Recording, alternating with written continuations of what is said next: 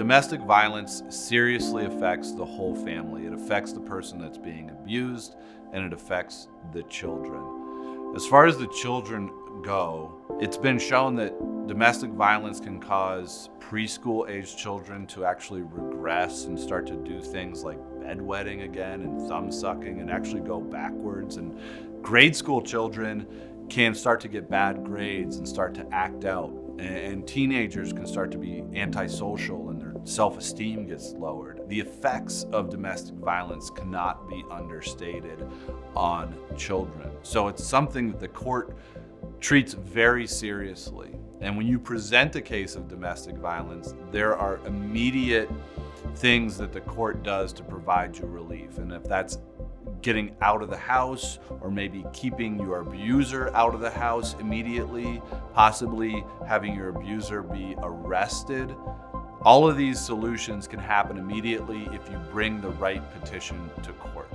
A criminal domestic violence case is one that's brought by a prosecutor.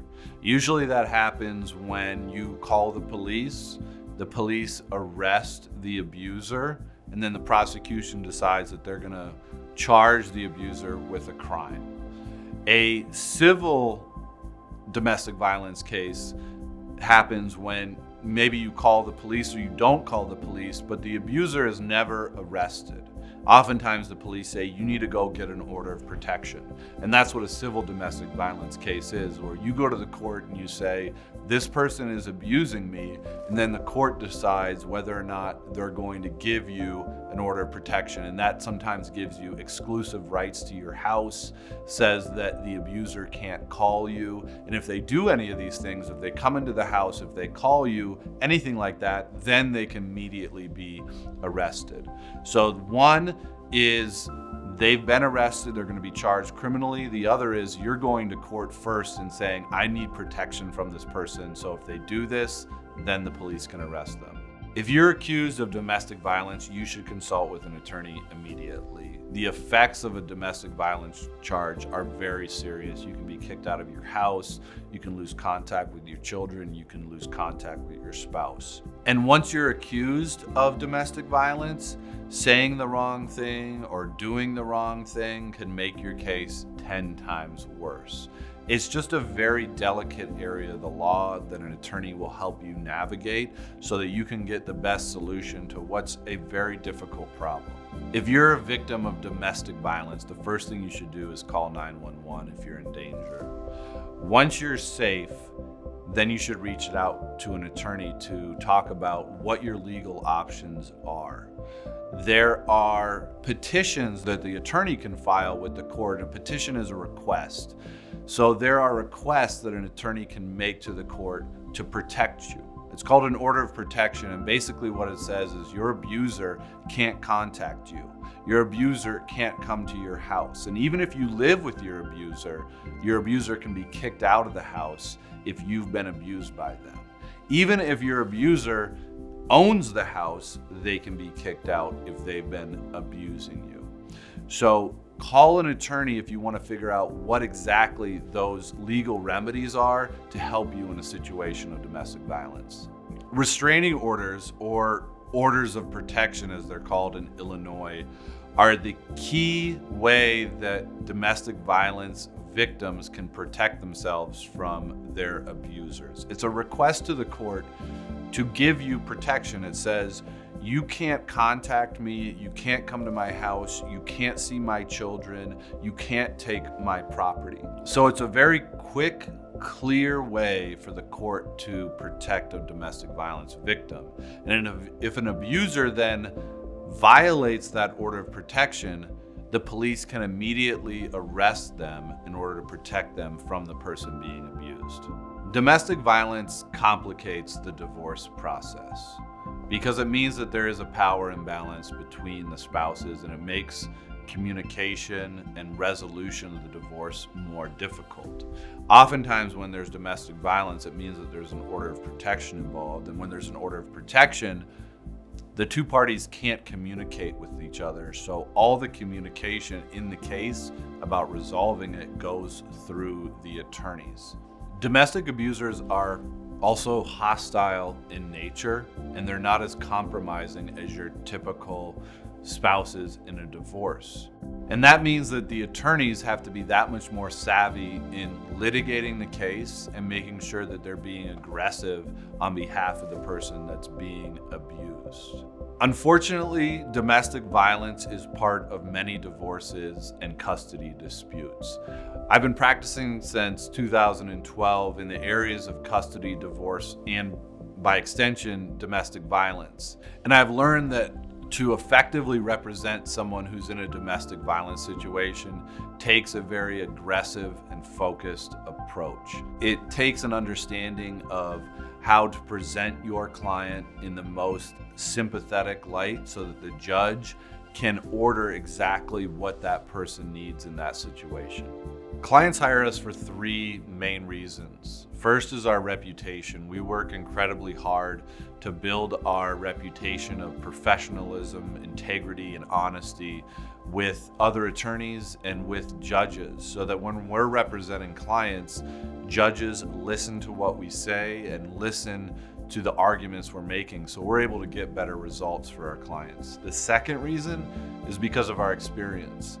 Everybody from myself to our attorneys to our paralegals has been practicing family law their entire career, so we're very familiar with the laws at hand and how the court system works. The third reason is because of our compassion and empathy. We understand that every client brings their own unique story. And that's why we do this, because we want to learn that unique story and help that person with exactly what they need help with. Our current and past clients would point to the personal nature of our representation. From the first time that you call our firm, you'll tell that our receptionist truly cares about who you are and what you're going through, and they're going to connect you with the attorney or the paralegal that can best help you at that point. They're going to want to know what is going on with you right now. What is that pain that you're feeling, or what is that problem you're having, or what are you trying to achieve? From that point, we're going to want to understand even more so we can help you exactly at the point that you need it. We know our clients by their names. They're not case numbers, they're not client files, but they're actually people that go through problems. They share pictures of their families with us, and we learn about them and we get to know them throughout the course of a case. Client communication is incredibly important to us. It's actually the number one complaint that people make when they're not happy with their lawyer, so we know we have to focus on that more than almost anything else. We've made it easy for our clients to get in touch with the attorney or the paralegal on their case, and they can reach out either by text message, by a phone call that will get returned within 24 hours, or via email. If a client is not getting the communication that they deserve, that's something that's going to be addressed immediately and resolved without issue.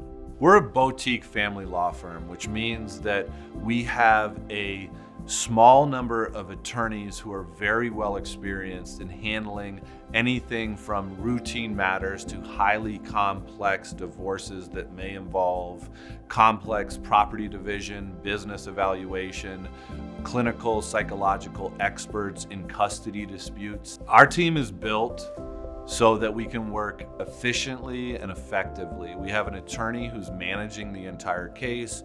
We have a paralegal who's handling all the documents, and we have a legal assistant who's helping the paralegal not to miss anything. So we cross all the T's and dot all the I's. As the attorney captains the ship, if you will, everybody on board is working to make sure that we're going towards the same destination, and that's the client's goals. If you're watching this video and you're thinking that you need some legal help, the best thing that you can do is to call a firm and book a consultation. There's nothing that replaces getting a one-on-one conversation with an attorney who knows the law in the area that you're having a problem with.